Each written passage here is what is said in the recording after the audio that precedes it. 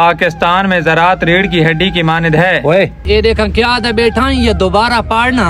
ये मारा चाचा स्कूल चो होमवर्क ढेम उवा पढ़दा बैठा ना नहीं ये फिक्र जेड़ा ये पढ़दा बैठा ये फिक्र दोबारा पढ़ना। चाचा ये लिखा प्या है पाकिस्तान में ज़राअत रीढ़ की हड्डी की मानद है।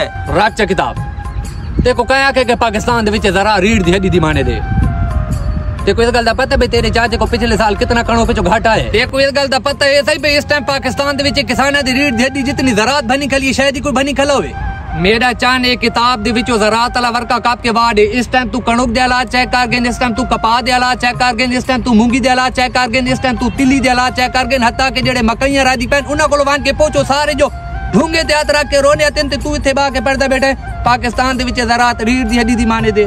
ए मेरे चान जेड़े बकवास तू हुण पढ़दा बैठा ही ना आज तो बाद मैं तेरे मुंह चो न सुना। अगर आज तो बाद कहीं बने तो मैं तेरे मुंह चो ये गाल सुनी मैं तेरे नक काट दूं।